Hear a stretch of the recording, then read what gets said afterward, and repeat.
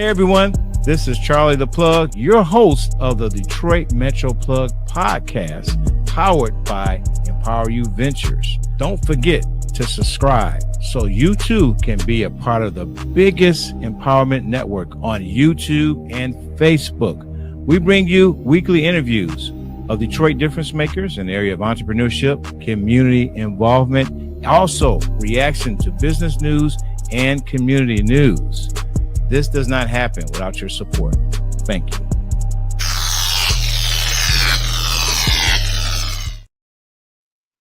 All right, this is the Detroit Metro Plug podcast live in Detroit. I am Charles McKaye, aka Charlie the Plug. Welcome to episode 139 of the Detroit Metro Plug podcast. Every week we bring you interviews of Detroit difference makers in the area of entrepreneurship and community involvement. And today we got a great guest that's going to talk about, is podcasting for you? Is podcasting for you? If you've been hiding under a rock, I hope not, but podcasting has been growing significantly. They even say the 2024 elections, podcasting played a role in people finding out about the presidential candidate, local candidates. And so podcasting, I believe, is here to stay. And you may be watching today and want to know, how do you get started? Is it for you? What is podcasting? So we got I call him a G. He goes by JG, but I call him a G in the podcasting space. And he's going to share about that. But I just got a quick announcement. I just want to share an event. If you're free tomorrow, there's a January is mentoring month, and the Big Brothers Big Sisters is having a mentoring summit at the Durfee Innovation Society. That's the building next to Central High School in Detroit. It's from 8:30 to 10. There's a big need there's over 200 kids in the Detroit area who've been approved to be mentored, and they're seeking a black male mentor. And there's a shortage of mentors. And so I'm going to be there. Want to encourage anybody, if you have free time, you're flexible, come out. Durfee Innovation Society, Big Brothers, Big Sister. They're going to serve a breakfast, have some panels, and you learn about just the need for mentoring, impacting young boys who are seeking male mentors. There's a way that you can have an impact. You don't have to have this grandiose resume to be a mentor. Just be a big homie to a kid, show that you care, checking in on them, and show them the way. Okay. All right. So I'm excited about our guest today. And let me do like a formal introduction. So our next guest is a Detroit native. He represents the Eastside. His journey in broadcasting began at Detroit School of Arts, where he majored in radio and television. This foundation eventually led him to launch his own podcast network and studio called Audio Wave Network in 2015. He is also a proud husband and father of two wonderful children. Ladies and gentlemen, welcome to the episode 139 of the Detroit Metro Plug podcast. None other than Jonathan Galloway, always known as JG. So we're going to call you JG. All right. That was a perfect introduction. Absolutely. Thank you for having me. I'm plugged in with Charlie. Yes, Charlie the Plug. I appreciate that. Yeah. So I want to thank those. That's a good tagline. I'm plugged in with Charlie. Yeah. So those who are joining us live on our various platforms, LinkedIn, YouTube, and Facebook, if you have a question or a comment for our guests, I will recognize you and I thank you for supporting local independent media. All right. So the first question I always ask, I guess, if someone was to ask you, who is JG, what would you tell them? Man, first, a father. Like, that's the most important job role I have on this planet is to be a father, you know? So off bill, I'm always going to say father. I'm a father. I'm a husband. Right. I say that follows up, obviously. Right. But I'm a change maker. I'm a game shifter. I think what we've been able to do. I'm a podcaster. I'm an audio engineer. I'm an educator. I'm a friend. I'm a brother. Like I'm him. Right. not in that sense, but, Yeah. I feel like I engulfed everything. You know, Right, like it's important to me. Okay. I'm an Eastsider too. Okay. That's important too. Yeah. So help our audience. We know that podcasting has made an impact. I put up some latest statistics. One of my business partners, ChatGPT. If y'all don't know this, Hey, that's a good business partner to have. ChatGPT is my thought partner. But they put up some latest statistics regarding podcasting in the United States. That podcasting generated revenue of $8.3 billion in 2023. They have grown on various platforms, audio as well as video on YouTube. A lot of people are checking out podcasts on YouTube. I think back about 10 years ago, it was starting to pick up, but everybody wasn't into it. But now people listen to it on their phone, on their laptop, or their iPad, or whatever. Everywhere. Whatever podcast is available wherever. Wherever you can listen to a podcast on your Apple Watch for real. Right. Yeah. So we talked a little bit about your background. You studied in school broadcasting and radio. Tell our audience, how would you define podcasting, and what was your the foundation? How did you get into it?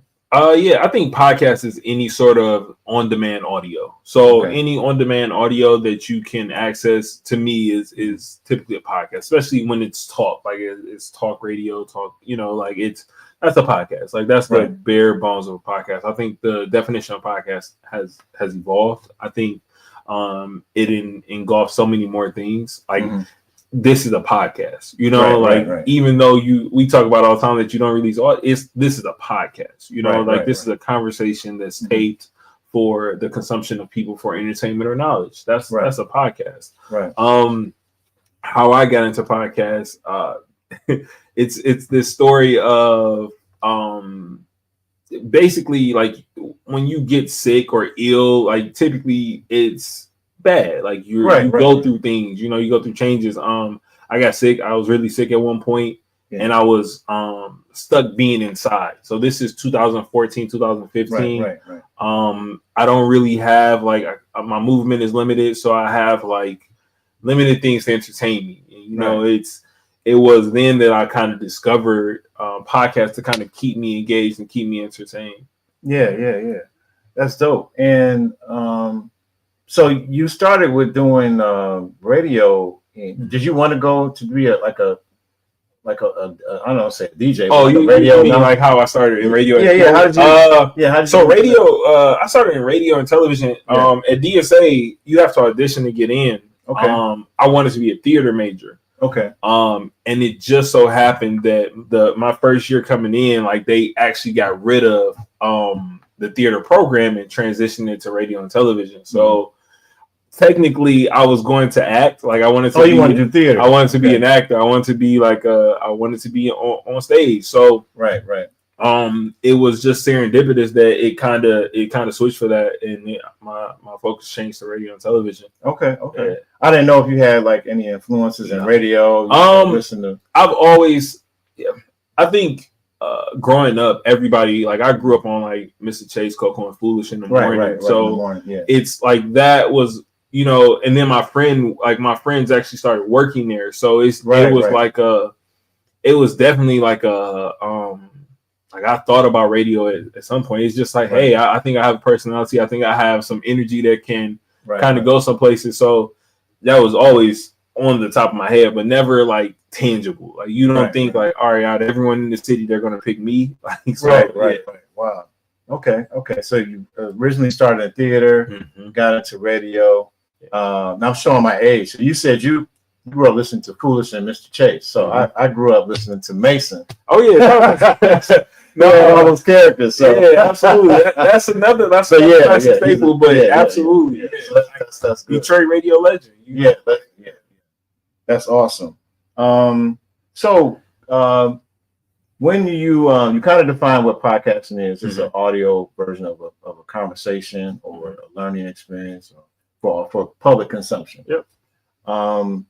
So tell us about how did you get started with your first podcast? What was that? So yeah, like I said, I was sick. So being like sick, a lot of my friends would come over and like play video games, watch TV, just come kick it with me, like kind of keeping my spirits up. So we ended up pivoting, like me and my friend Brandon, shout out to B, I was listening to a podcast and he was like, man, we could do this. Like this, this doesn't seem too hard. And I was like, man, I'm glad somebody said it. Like, yes, we can do this. So just getting into we actually started with a YouTube series where we we were like reviewing like TV shows. So we used to review like Game of Thrones and Walking Dead. Like that was how we got reaction reviews. Exactly. So we started doing that, and then I kept like on certain parts, I'll like kind of break us off on a tangent of like taking a story that happened in Game of Thrones and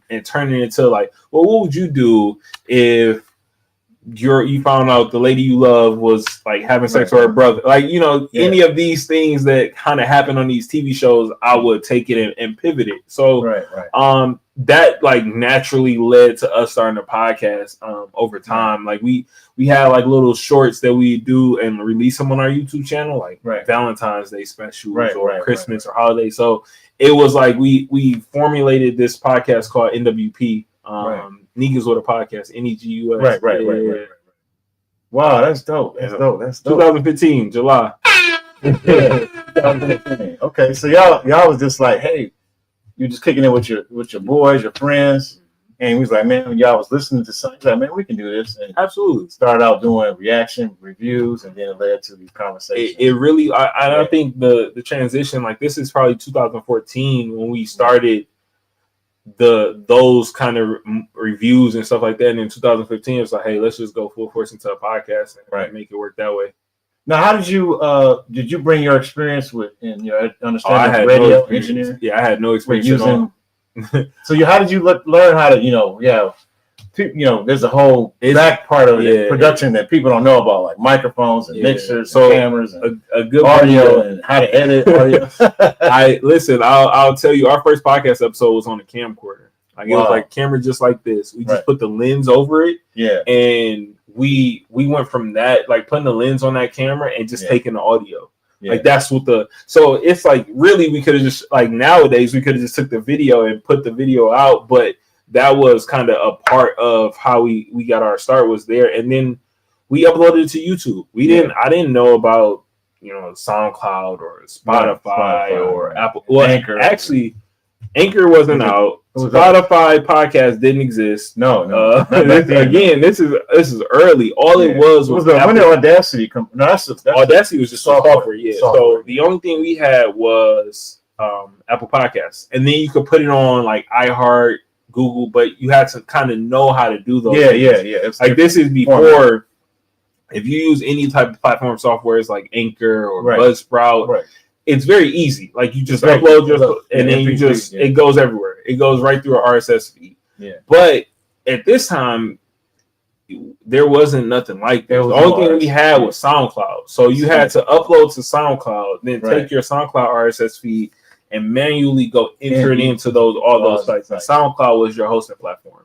So this is like early. Yeah, so SoundCloud was the first hosting platform. So we have Buzzsprout. You have all of these now. It's Anchor, Buzzsprout. What is the one? Oh yeah. You could really just host the RSS feed just in the middle of nowhere. So that was really, so to get to the point of how did we make this happen? We didn't. Like we literally had no direction. It was such a struggle in those first times because we don't have roles. We're just literally talking over each other. Someone's not paying attention. So it was, it came like it was great conversations and everything. But at the end of this was like our start. So a buddy of mine, when I talk about JLB, Mr. Chase and Coco and Foods, I can't not mention Mark, Trademark. He was I don't want to mess up his title, but I think Mark was the board op for like WJLB at the time. So I told Mark what we were doing. He was like, "Oh, that's dope." I sent him I think we had 5 episodes in. He was like, "All right, I'm gonna come for the 5th one." Mm-hmm. He came for the 5th one, and our life switched dramatically. Like I credit Mark to. So what did he do to just coach? really took like a coach lead on what we had. It was like, all right, JG, you're gonna host. Dave, you're gonna do questions. Kevin, you're gonna do this. Like he put us into structure. He put us into a structure. Right. And then from there, just being around him and like picking his brain, I learned how to structure shows. Wow. So I learned how to structure shows to understand what sounds good sonically, when someone is plateauing, oh, this person's not paying attention. This like how to revamp that into what I was doing. And it's just like from like I tell Mark all the time, like I wouldn't be here like in the space of like podcasting if it wasn't for him. Like he put like this like thing in my ear, in my head, to where it's like I was able to hear things totally different after that 5th episode. So it was just like, oh, I got what you mean now. Well, shout out to Mark. Shout out to Mark. Mark. He actually wrote. We did a theatrical last year called Swipe Left. He actually wrote the whole series. So if you're looking for a fictional podcast that's becoming a new wave, if you're looking for a fictional podcast, Swipe Left. It was completely written by Mark. Wow. Yeah, that's my guy. Man. So Mark, y'all started out kind of just trying to figuring it out. Mark, with his experience in radio, kind of gave y'all structure. Absolutely. So at some point you saw that this was something that you kind of like, man, this could be something I can really get into. Yeah. It's not just a hobby, but passion, and maybe develop a business. Yeah. When did that happen? Naturally, I think we all have a level of hustle in us. Right. Not even like, oh, I need to make this money today, but if I'm doing something, I'm gonna do it to my best of my ability. Right. So what I noticed on like shows that I was listening to prior to starting was advertising the sponsorships. Right. So just like everybody has the ability to email any company for the most part. Right. It'll be info@pepsi.co. It'll be info@yahoo.com. So I would take those opportunities to email a bunch of companies. Like I'm talking about, like I'm flooding the gates with emails to companies because, hey, I want you to sponsor my podcast. Whether it's you give me 25 cents per listen or you give me product, I just want you to sponsor. Because if I tell you this episode is sponsored by Wayne State, right? This episode is brought to you by Wayne State Alumni Association. Right. You're gonna be like, wow, that's pretty official. So in your head, you're gonna be like, let's get the Oakland University Alumni Association to sponsor an episode. Let's get, that's how you pick up steam on creating like sponsorship dollars. So I never started podcasting to make money, but it was just like, I want to sound official. Like I want to sound official just like everyone else I'm listening to. So I want to get those ads. I want to get those ads on my shows. Right. And it worked. So when it started working for me, so I had this hustle knowledge. We had like great numbers as far as like people listening to and streaming our podcast. Then it was just like Mark kind of instilled like this like ear so I can hear. So it's like, okay, I have the makings to be able to help another show. Okay. And I was looking at the landscape. So I wanted to get a network deal. Like I was podcasts were getting signed. This is still early. This is the end of 2015. This is when did Joe Rogan start his experiment? Was that? I want to say this is Joe Rogan may. I don't know. He probably started on YouTube. Before he may not even know he was really. I don't know if he knew he was podcasting, but I think he's one of the OGs too. Right. I think he's been around. But and you have Joe Budden. Yep, Joe Budden. Joe Budden wasn't podcasting yet. I don't think. Joe Budden? I think Joe Budden had made, like me and Joe Budden may have started at the same time. Okay. But this was at a time where like people were getting like actual, like I wanted to sign to Loudspeaker. Like Loudspeaker Networks was where I wanted to get a deal at. Shout out to Jonathan Mena. Right. I messaged them again. I'm an emailer. I'll email you and say, hey, this is what I want. And I actually DM'd him. I DM'd him.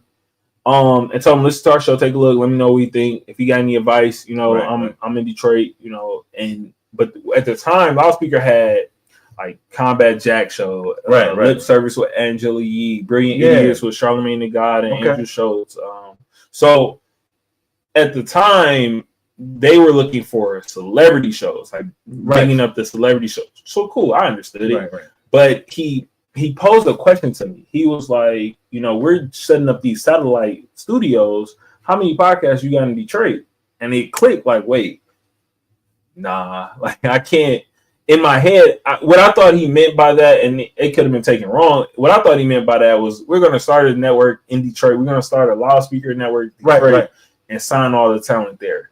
And it was just like, well, why would I let you do that? And why don't you do that? Why wouldn't I do it? Why don't you start your own network? Yeah, I told you my skills. I've been lining them up. Right. So you kind of like production, A&R, the whole nine. You can groom talent, all that stuff. We don't use the word groom, but yeah. I mean, I'm playing. No, you could. No, strike that. We don't groom. That was funny. Develop talent. Yeah, develop talent. But that's exactly what I wanted. Like that's what when he told me that, it was like, bet I got it. Like I don't, and not saying I didn't need them because for sure I needed them, but it was like what I wanted. It was like, nah, I'm gonna go get it. Yeah, I'm gonna go get it myself. I created it for me and mine. Like I don't need somebody from New York to come in the city and start it. Like, why I can't do it? All right, that's wow. I think you deserve some applause for that. So you man, that's dope. So ownership, that's very important. So you saw that, you said, why is he? I mean, I'm going to start my own network and develop talent and all that stuff. So is that the birth of Audio Wave? Yep, that's what birthed Audio Wave was. It was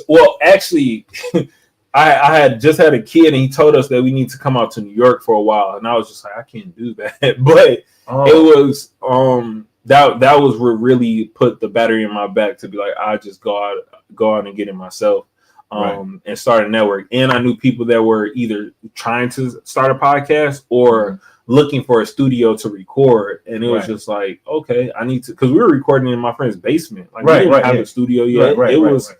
We had a setup, we just didn't have a space. So we had a sound, because now Mark put us in a great position because now we got a soundboard, we got mics, it's real official. Like we have camcorder, like we had a camera to record something. Like it's clips of us like in that basement recording, and it doesn't like them. You don't get rid of those memories. So it was like I really wanted to. You guys can make a doc. Oh yeah. I think there's going to be a documentary on me. Maybe by the end of the summer. Because if y'all got that kind of footage, we'll talk about it. We'll talk about it later.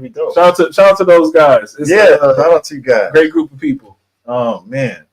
So now I'm seeing the visual picture. I saw how you got started, and you started in 2015. Did you have a place at first, or you was in the basement? Or so we were in the basement. I couldn't bring nobody to his basement. Like that's his living space. He had just got married. So it was like we were actually getting kicked out. So we had to find a space anyway. So my buddy Orlando, shout out to Orlando Bailey from Authentically Detroit.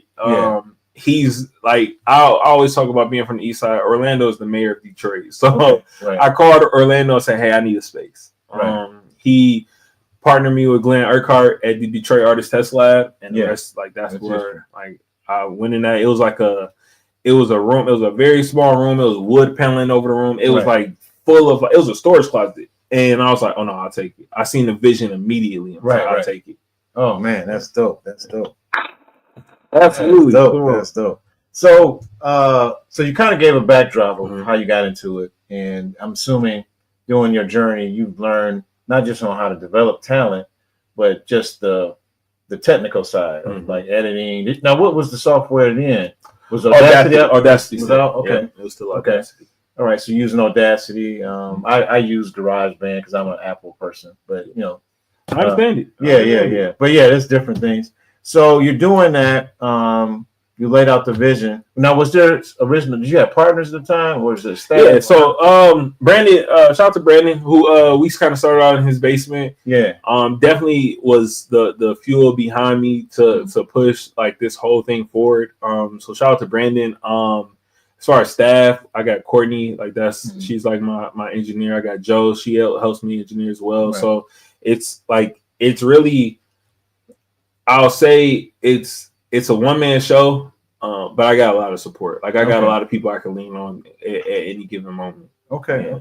Now, so we gave a backstory. So I kind of want to go into, people are, even me, like since I've been doing it for 3 years, I get people curious about this whole concept because they may have an idea. Some people are business people, maybe they're real estate people or insurance agents or tax, and they want to put out content. or somebody may be in mental. Somebody called me the other day about they're in mental health and they wanted to talk about mental health topics. But then when you explain the production, it's like intimidating. Mm-hmm. So how would you tell it's podcasting for a person? Is it for them?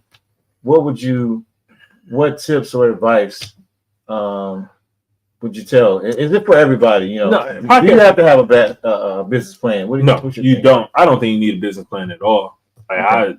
If you got a business plan for your podcast, you might be you might be too far in, because technically, what's the business plan? Like, what's like, and maybe that's like a question. Like, what would a podcast business plan? Well, I think some of the people I follow, when they talk about business, it's usually a niche for someone who has a business already, mm-hmm. and they're trying to find a way to create content to be a sales lead magnet. Because, mm-hmm. people do business with people they know and trust. Mm-hmm. And if you're trying to break through, maybe an insurance agent or a real estate person, and creating content, especially video or audio, mm-hmm. is a way for someone to kind of date you and get to know you, so mm-hmm. that if you make an offer, they can kind of know a little bit about you. Like, okay, I feel comfortable doing business with, JG because I talk about my life. You talked about your life and your expertise in podcasting. And man, I want to go to his studio. So that's maybe a business plan. They're already a business owner. But like people who just want to spill the tea or talk, they just kind of just want to have a place to kind of to conversate. Yeah. So they may not have a business plan, but then it can become a business depending on if they follow. So I would say this: you don't need a business plan. Like that's unnecessary. Right. And I think for business owners that are thinking of being in the podcast space, think about it this way: do you need your own podcast, or do you need to be interviewed, or do you need to advertise on podcasting? Right. Because it's like, say for instance, like Detroit Metro Plug, right? Mm-hmm. Like if people can come on this platform and talk about their businesses, and it lives forever. So if I'm going to potential clients like, hey, check out my interview here, you get to know a little bit about me, or you can catch my advertising on these shows right here. Right. Because you can start on my podcast, right? You can be like, hey, this episode of NWP is brought to you by Detroit Metro Plug. Right. And then you give like a little blurb. So do you need to start a business plan for a podcast? No. If a podcast is for you, how do you know if a podcast is for you? Write 10 episodes. 10 episodes. Write 10 episodes. And what do you mean, like write 10 episodes? Like a structure? Structure your episodes. So one, write a premise, like write a structure for your show. Like do a run of show. So basically, how does your show start? Right. What segments do you have? And then how does your show end? Right. That's a run of show. So do a run of show. In between the segments, you'll put transitions, like transitional topics. And then from there, you'll go into more of like, how many of these can I create? Now, if your show is interview based, then take like, all right, who's 10 people that I know for sure I can get into my space to interview? Right. And then when you determine that, then you can worry about like the technical aspect, the name of your show, like the logo, the website, like all of those things come later. If you can't write 10 episodes or think of 10 people that you want on your show, and it's most likely not for you. And that's not, you may need help. So reach out to somebody who's been in it and be like, hey, look, such as me or you, like reach out to someone and say, hey, look, I had this concept. I'm struggling. It's all right. Well, maybe your concept is not fully vetted or fully for you. Let's try to like rearrange some things to make sure it works. I want to go with that 10 episode thing because you kind of jump into it. I got some notes here. You kind of hit on it because there's different formats. And according to my business partner, thought partner, ChatGPT, the top 5, there's different formats of podcasts. This is an interview conversation. And according to ChatGPT, they have the top 5 is interview. Number 1, conversation. Like Joe Budden is his friends conversating about different topics that may be in pop culture or music or whatever. Storytelling, like narrative storytelling, theatrical, crime podcasts, educational, instructional. So those are the top 5.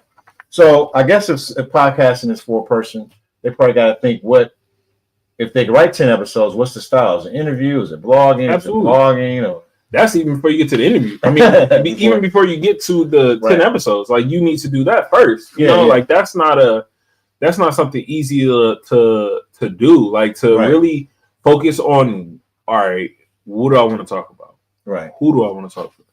Why do I want to do it? Why all of these things, like you have to ask yourself that, and then you pivot from there. Okay. Now, do you think, because I know we had this conversation prior to you coming on the show, do you think some people get into it thinking there's money in it? And, yes, I think people get into podcasts because they think there's money and fame in it. So what do you think about, what would you tell them? Because I mean, like, I actually see my podcast. The reason why I've been over to do 3 years is because I see it as a service to, this is my way of giving back to my community by highlighting people. So I'm playing the long game. I'm trying to provide value.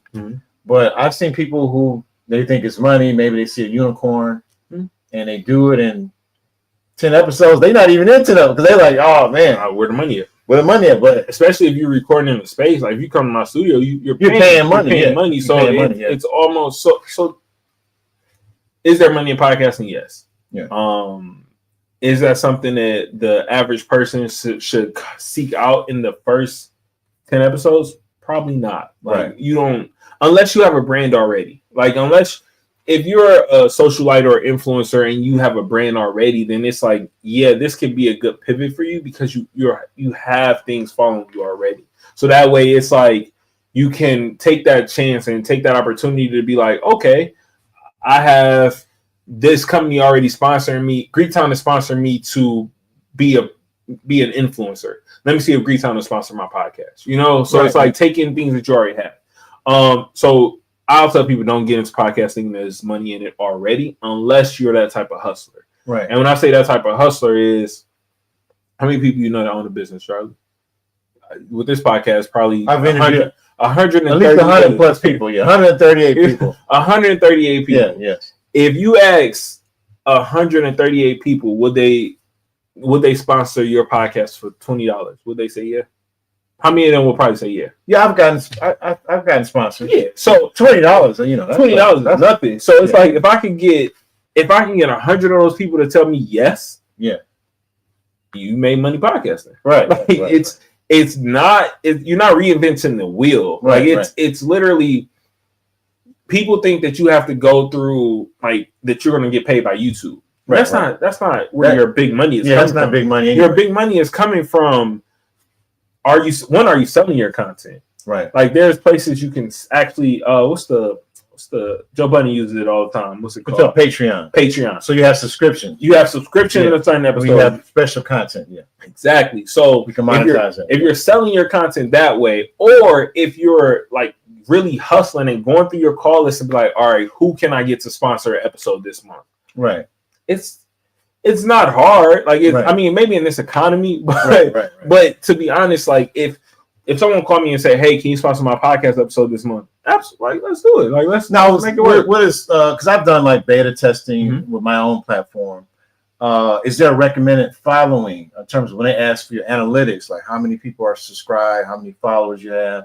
I mean, that's what they think because they want to think. They may think that I sponsor this podcast. I'm expecting to get at least 2 or 3 customers. I'll say this. I'll tell a company this. I have 20 people to listen to my show. I'm asking you for $1 per listen. Like if 20 people listen to my show and I run your ad twice on it, that's 20 people that probably never heard your business before. Right. You're good sales. Huh? You're a good salesperson. I like that. No, but it's one of those things where it's just like, hey, look, like I've talked to somebody. They was like, well, this is a corporation. They said they don't even sit down with you unless you got at least 50,000 on all your platforms combined. You know, and I was just like, so I pivoted and just did individual business person people. What I would do in that case, I'll pull up like this is how analytical I would go about that. Let's just use a company like Pepsi. I'm running out of company names. Right. So I would go to Pepsi from either my personal page or my podcast page and look up the mutual followers. Now, say for instance, I have 2,000 followers and mutually with Pepsi, only 10 people. We have 10 mutuals. Mm-hmm. For my podcast, it's less than that. It's 5. I'll be like, hey, Pepsi, out of the people that follow me and associate with my brand, only 10 people are recognizing you. Right. There's a whole 1,990 people that you're not tapped in with. Right. This is your opportunity. If you don't want it, cool. Because also the people, if you know your number's not good, don't shoot for a Pepsi. Go to RC Cola. Right. Like we're not knocking RC Cola. No. Like we just know that RC Cola is a lesser brand and that they probably need more brand recognition than Pepsi would. Right. So yeah, the way that because I'm hyper local and there's some business owners that just want a local audience, like real estate agents. I have real estate agents who sponsored in the past. Car dealers, local car dealers. They don't want to do a national ad because they want to get local people. Yeah. And if you're hyper local, you can focus on tax for people this tax season. It's tax season. There's people who want to be on their show to get customers tax. Absolutely. Some people do a referral, an affiliate or referral, like a person I'm talking to about their construction business. And they will give if someone signs up, I'll get a referral. And there's a way to do that through an affiliate. So there's ways. Okay. No, absolutely. But you don't have to have a business plan. No.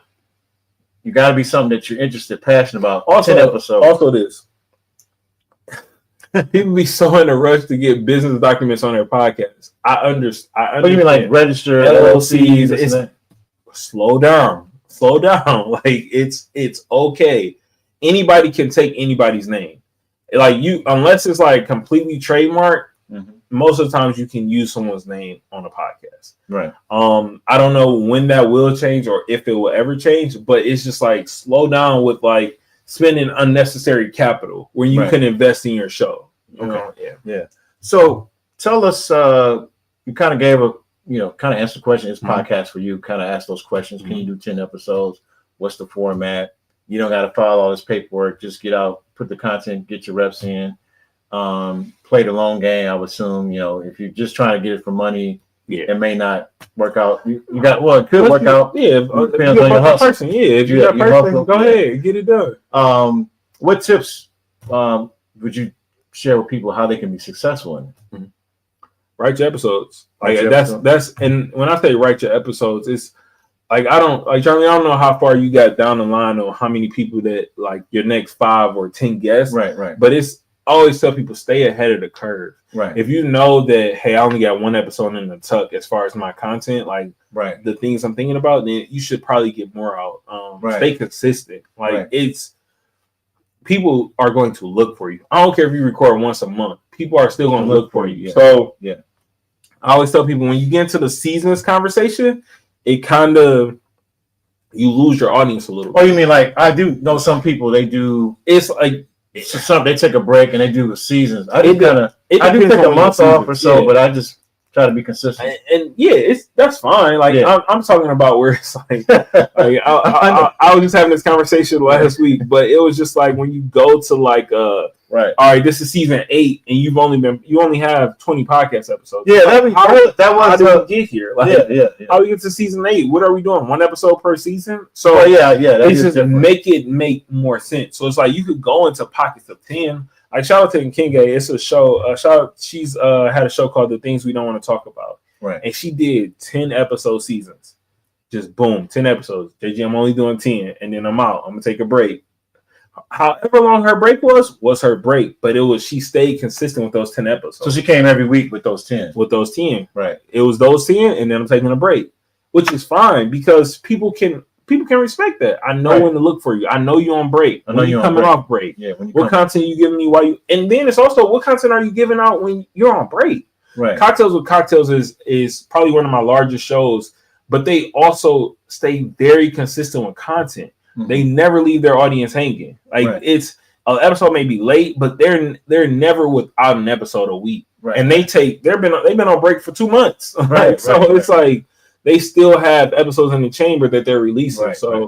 I think I think consistency is my number one. Then creativity, like obviously reinvent the wheel. Like podcasting, especially in the city of Detroit, has been around for at least 10 years. Yeah. So most of the conversations, most of the Twitter conversations, most of the Instagram conversations, most of the Facebook conversations that like get people going, we've had them. Like, so it's like, what are you doing differently to make them exciting again? And I never tell people don't talk about like certain old topics or old stuff, but it's like, no, just give me a different twist on it. Like, show me something new. Right. You know, that's really it.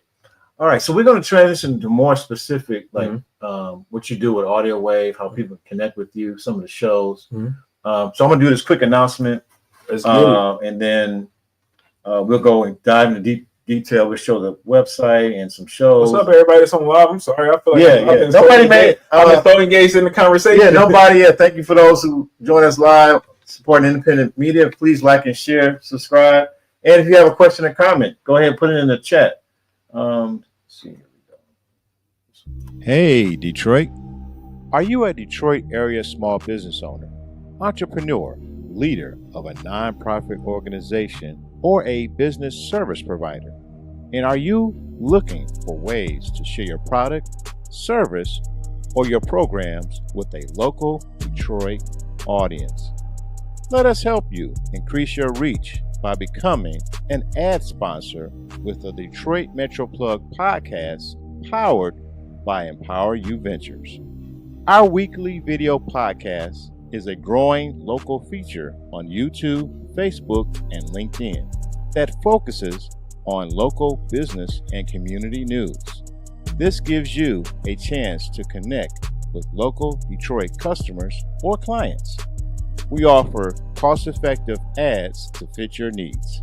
Click the link to learn more about our current ad specials. And remember, connections matter. This is Charlie the Plug with the Detroit Metro Plug podcast. All right, so thank you for those who are joining us live. We're back here with none other than JG. What's up? He is the G in the podcasting space here in Detroit. He founded a company called Audio Wave. You want to check that out. So I want to go into, we kind of gave the backstory, how you came to this point. You kind of shared about, for those who are interested in podcasting, some questions they should ask. And write 10 episodes, and you don't have to have a business plan and do all this stuff. Just get out there and create that content and conversation. So how did you move from doing your thing into producing other shows? And what's some of the shows that you talked about, cocktails and some other shows? So how I kind of transitioned from being like just focusing on my show. Again, the kind of the conversation with Loudspeaker when they were like, okay, we'll set up shop in your town. Then it was just like, nah, I got it. So that was part of it. That was like the main piece of it. It was just like, nah, I don't really want anybody to kind of come in and step on my, like, not necessarily step on my toes because I didn't have no skin in the game for real. But I wanted to be that person to kind of put a flag down in Detroit for podcasting. So toward the like end of our basement habitation for NWP, we started having guests that like had platforms or were trying to start podcasts. So I based the start of the network off of those shows. Like I'll produce your show, I'll produce your show, I'll produce your show. You just got to give me some time until I get a studio space. And then it wasn't too much longer after that until I got a studio space. So what was your show, the first group show you produced? I'm probably butchered the name. The Pulse of Detroit. Okay. Shout out to Dre and those folks over there. They were actually an internet radio show. Right. And I was looking to kind of give them some space. Like I was looking to their studio was closing and it was like, all right, well, I want y'all here. Like I want y'all where we go. So like look out for me there. So Dre ended up bringing a sports show called Academy Sports Show. Right. We had that. Cocktails with Cocktails wasn't really on that first wave. We had Pretty Lit podcast. That came out kind of in that first wave of things. What else did we have? Reality show. Right. Authentically Detroit came out kind of around that same time that Cocktails with Cocktails came out. Okay. Shout out to Authentically Detroit. Shout out to Orlando and Donna. Wild and Woke. Let me not butcher the name. And then I will say, once we started a network in the studio, it was a domino effect. It was close to about 20-30 shows. Wow. At like the height of things before COVID. Yeah, before COVID hit, for sure. Yeah. Let's I want to share with our audience the website here. Okay. So people can see kind of what you're doing. If people may watch and want to know, you know, they how we doing things. Okay. Yeah, how you doing things, and then make sure. Yeah. Okay. So yeah, there's the. We go to the. Is this the homepage? No, I don't think it's the homepage. Yeah, it's the homepage. Yeah, here's the homepage right there. Okay. So right now we're running a Valentine's Day special. If you see it, get your loved one some gift cards. You know, there's gift cards available, and we break it down basically on what people need. So the first one is kind of like, I just love your voice. I don't need to necessarily see your face, but I love your voice. So if you want to produce an audio only podcast, it's $35. I love seeing you. Is for that FaceTime and that voice. So it's a good special, good deal. And then the big package is I Believe in Your Dreams, like Coretta. That's 4 sessions complete with audio and video. So yeah, we want to get some people out and show some love. Like I'm trying to spread love. Okay. What are some of the things that that people need to know when they're just starting out, if they want, you know, because we have what we call talent. They may not, you know, how to set mics and stuff like that. How do you work with them? What do you first do with when they approach? Like, you don't have to do any of that. If you come to Audio Wave, you don't have to do any of that. Like, you don't have to touch a mic. You don't have to. Right. Like that's. You don't have to edit anything. You don't have to edit anything. You don't have to upload an RSS feed. I mean, sometimes I'll like if people want control because. Oh, you give them their files. Yeah, I'll give them their files. I give them their files because I also don't want to hold on to your RSS feed or anything like that. Like I want you to have ownership over your show. Like I don't own any show, even the shows down the network. I don't own anybody's show. Like it's never putting anyone in a death row contract. So I want you to be able to go home and have your content, and your content is yours, and you can do it whatever you want to do with your content. Yeah. Yes. So we got the specials. Man, it's great times. Like these are some of our older folks, our older pictures. That's that one that says get social. That's the Audio Wave picnic. We used to do an annual picnic every year. So that's dope. That's dope. It's coming back. We got to do it. So you can book time. Everything is usually based right off our website. Okay, and I'm gonna kind of do a demo. So let's see. So you go book studio. Yeah. Book studio time. Shout out to hashtag Eastside. Okay. All right. Now, do they have a show? They did have a show at one point. Okay. Yep. Okay. Is that one of your studios here? Yeah, that was the original Test Lab studio. So yeah, that was the original. Okay. And so the 1 studio hour you just booked right there? Yep. 1 hour, 75. Well, now what do they get for the $75? Full audio and visual package. Okay. Full audio package. I'm sorry. Full audio package. I'll produce it, edit it. Even when you come in, usually if it's your first time, I'll set you up with a consultation just free of charge if you want it. Like it's not forced on you, but if you don't know what you're talking about or know what you're really doing, then I'll kind of consult with you to make sure that you're heading in the right direction. Okay. I see that you have scheduled time. Oh yeah. Wow. Okay. So they can book right there. Yep. And then if you scroll down a little bit more, you can actually book go back actually. Let's see. Up and then hit the X on the 75. Okay. Yep. And then right there you can book a consultation. So if you don't know, is that a free consultation? It's a free consultation. We're not charging for a consultation. I probably want to charge person, phone call. It could be whatever you want to be. Okay. We can write letters. But it's important to me. Like I don't want anybody to kind of pay for any additional, like if you don't, why would I charge you for consultation? Like I know why people charge for consultations, but for me, it's like I'm trying to get more Black voices on airways. So if you don't know what you're talking about, then maybe I can help guide you or help support you in a way that makes it make sense. Okay. I think your rates are very reasonable. I've seen, now that people are getting into this space. I talked to a lady the other day. They were just starting out. And they were testing a concept. And they were spending like $400 a week. That's insane. I do want to say too, though, is most of the time, especially starting out, if someone is very, very unsure of their show, I'm going to give them like a highly discounted first episode because I want to get more content creators out there. I want to get more podcasters out there. Right. And it behooves me to get you a discounted rate so you come back. Like once you give somebody the first one for free, then you charge them normal. Like you charge them normal after. Let's see if it works. See if it works. And if it doesn't work, if podcasting isn't for you, then cool. Like you can go on. You know, like you don't have to be like, oh, I invested like the $400. That's crazy. Like, that's crazy. But want to shout out comment. Thank you for supporting independent media. This is Kevin Irwin. Said bring the picnic back. So you got to bring the picnic back. Shout out to Kev. Shout out to Kev. Yes. Bring the picnic back. Kev is definitely he's one of those backbones of the people that helped start the Audio Wave Network. So he was on NWP. Shout out to Kev. All right. You went to a Pistons game. You've seen Kev before. Okay. Yeah. That's dope. So yeah, I like how you kind of work with people. You know, there's a discount getting them started, and they can just have a concert. They don't got to know about microphones, setup. They just pay their. Just come in. Let's do a consultation. Let's see if let's figure it out. Yeah, let's figure it out. I like that.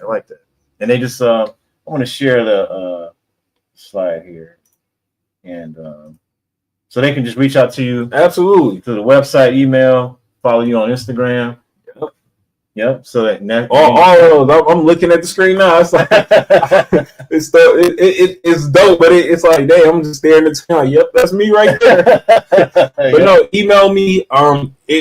Honestly, you can go straight to the website and book the consultation. If you want to email me, cool, but it's not necessarily necessary. We could book it, and if it's something that you prefer to do over Zoom, then cool. Just like I'll call you or I'll message you prior and say, hey, do you want to come? Because it's also like if you want to come see the space, then come see the space so you know what you're in for. You know how to get there. You know how to navigate the space and everything. It's like I want to make sure people feel comfortable in the space. Right. So, folks, the email's there, the website. Check it out. If you're thinking about a podcast and find out it's for you, do the consultation. Absolutely. You can start out with a consultation. I want to get into, we're kind of wrapping things up, but I want to kind of go into what were some of the most successul shows? And I think at some point you went on tour. We were about to go. Okay. So, it's like one of those traumatizing memories. Wow. I think the pandemic affected us all very differently. I think for me, it took like a chop in my knees creatively. Like it was just like I'm so used to going to the studio. Like I'm so used to going to the studio, having people come to the studio. It's fun. Like it's being around people, fellowshipping all day. Just being around people that are happy to be in the space. To when it's like people start looking sideways at each other when they're too close in a room. Like imagine us doing this in April of 2020. Like we would have been masked up. I would have probably been in the hallway. Like, So it was that was I was doing mine virtually. So that was a huge hit. But I think I had a shout out to I can't think of the name of the show right now. It was a show that I used to work with back in the day, and they invited me to Chicago where they did this showcase. And what they did was ingenious. I was like, oh, I'm still in this. And we did, and it was going to go crazy. They had a live show in Chicago, and the opening acts was all Chicago shows. Now, what I said they probably didn't do well enough was promote the event, and probably should have had it at like a bar as opposed to like a hotel conference room, because the hotel conference room was kind of stuffy. It didn't. The lights is too bright. It's like people don't really feel comfortable getting up, talking to them live. So, because I don't think the audience was really into it. The audience was all podcasters waiting for their chance to go up. So, that was the plan. Kind of use that method where we take our shows that are big in our market and take them to markets surrounding here. So you take them to Cleveland, you go to Chicago, you go to Milwaukee, and just commandeer a bar. You take a bar on a cheap night, like a Thursday night, where it's like they may be kind of slower. Then it's like, hey, we want to do this live production here. It's going to be maybe 3 hours, and then you invite local shows, and then you entice the local shows to invite the people to listen to them. So that's where I think the disconnect was for them, but it was phenomenal. I was in Chicago to see it, so right. It was one of those things that really moved the needle, and it's still a huge market for it. It's just you have to get the advertising and word of mouth out. But that was our plan for summer of 2020. Oh, before the pandemic. Yeah. Okay, It was over. Yeah, because I was wondering, it still might happen. Like I won't ever say it's no. We back outside. Yeah, we back outside. We back outside. Bring the picnic back. Bring the tour back. Let's do that. Hey, podcasting in the park this summer. That's podcast in the park. Podcast in the park. All right. Yeah. Because the reason why I was asking, because as podcasts have grown, different platforms, people have gone vertical with video. They use they share their clips on TikTok and Instagram and YouTube Shorts and Reels and all that kind of stuff.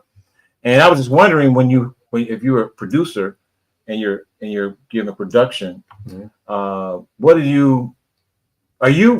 what's the relationship with the talent? You got them on contract, or how does how does that work? Again, nobody is signed to death row. Nobody's signed. They just using. We have network shows, and the network shows is based on an agreement of. I feel like I'm talking all my contractual business out here, but no. I can talk about this. With network shows, is if I bring in any sponsorship dollars, the network would just eat off of that. Okay. That's pretty much it. But it's also guaranteeing you a cheaper rate than what everyone else is paying as far as the studio. Right. So it's guaranteeing you like 20. I feel like it's 24-hour thought partner, like kind of like ChatGPT, but it's ChatJG. Right. ChatJG. So they have access to your brain. They have access to me 24 hours a day, just about the how we're doing things as far as like marketing is improving and changing. So that's going to be a shift this year. Right. But it's more of like that family atmosphere when we start podcasting in the park, it's going to be network shows. It's going to be audio wave shows that are going to be performing in the park, you know? So that's the point of a network, essentially, is to kind of have that backing and that support where it's like you can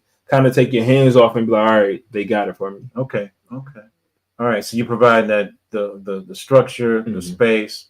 I'll even write your show for you. So it's like when people kind of get to that, I can't really create 10 episodes. We'll first discuss if you can't create 10 episodes because it's creatively you can, which is not a problem because some people are literally just talent where it's like, hey, I'm not a writer. I'm not like, I'm funny. I'm real. Like I have a great voice. I just need to be on a podcast. So it's just like, I can create something around you.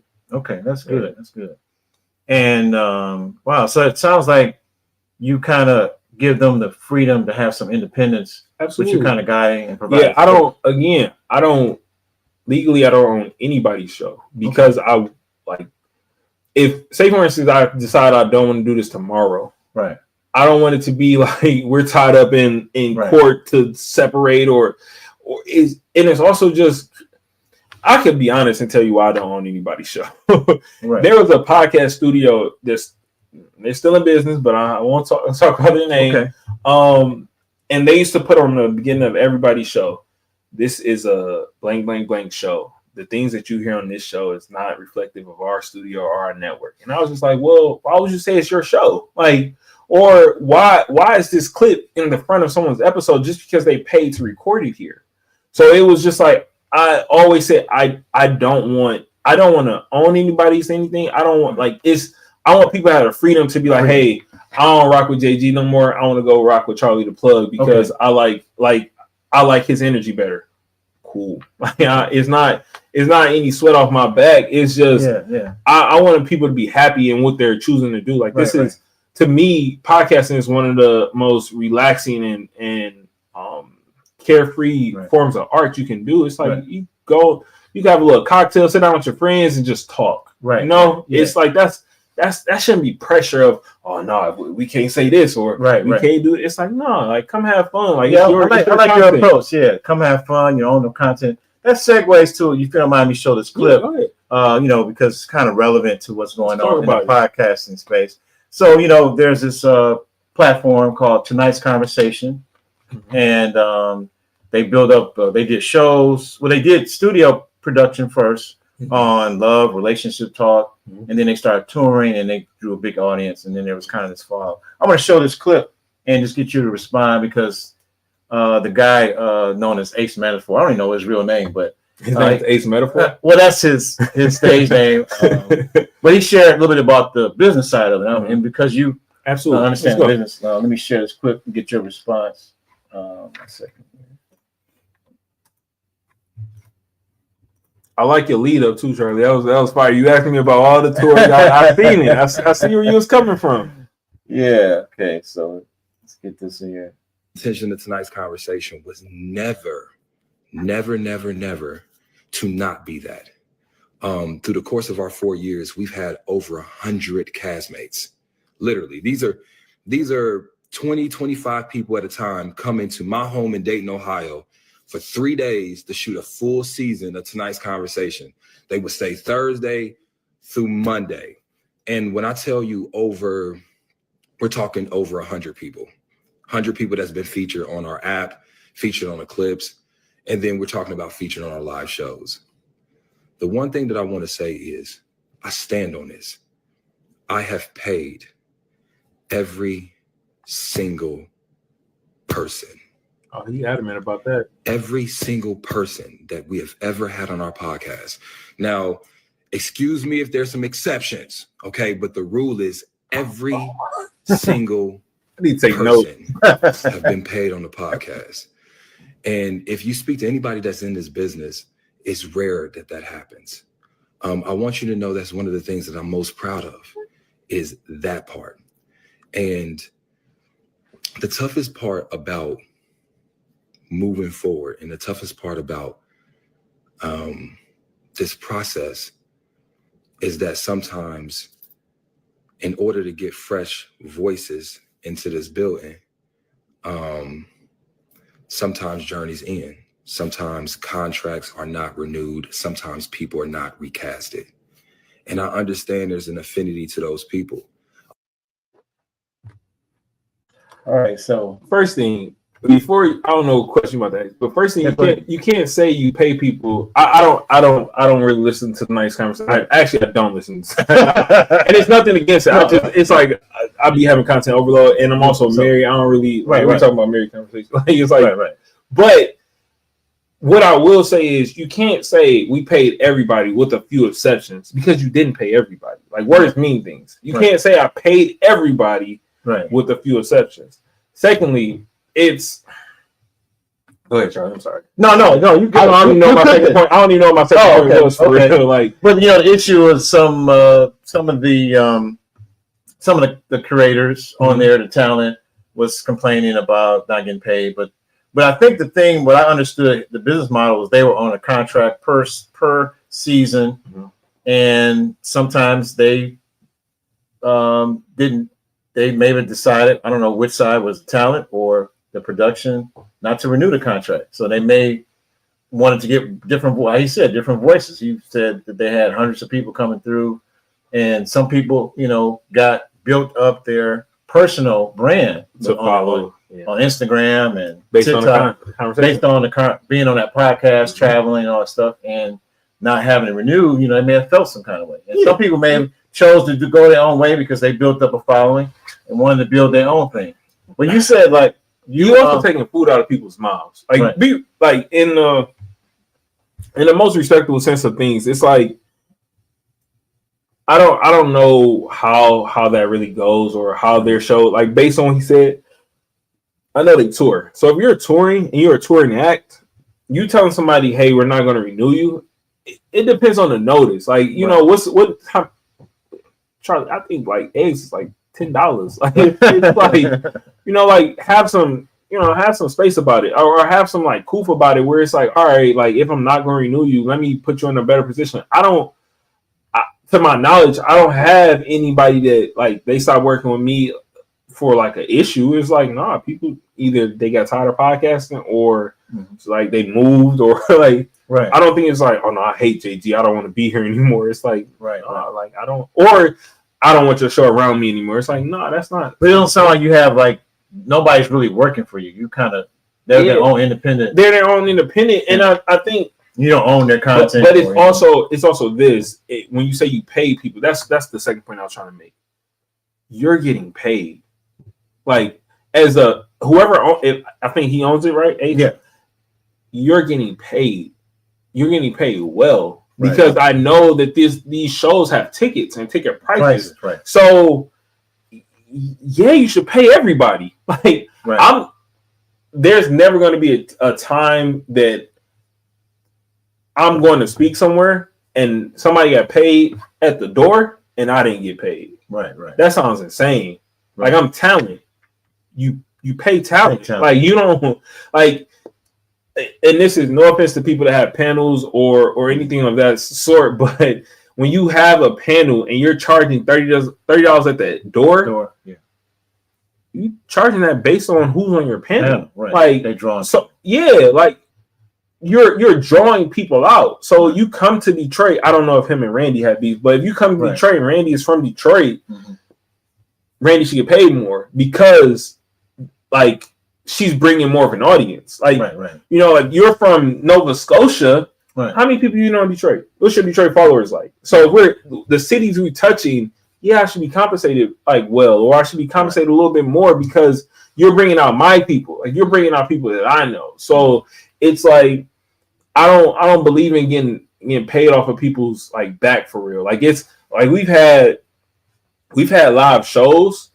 And I'll just give the money out. Like I don't want it. Like it's like we've had a live show at it was called Music Town above Hockey Town. I think we're charging $5 at the door. I was like, hey, look, if we have to pay for the space, just get the money back to them and I'll pay the difference. Like they're making great money from that show. I would assume they have a game, they have a card game, a bunch of they're stuff. selling merch, they're doing all kinds. Making it so it's like you gotta pay people. It's like I mean, well, you don't have to because some people may not know to ask for money. But I think if you're in a situation like that where you think that a company is benefiting from you, then you should get paid. Like that's just a fact. Like you don't show up to work for free. Well, I think I want to thank you for that perspective and just sharing.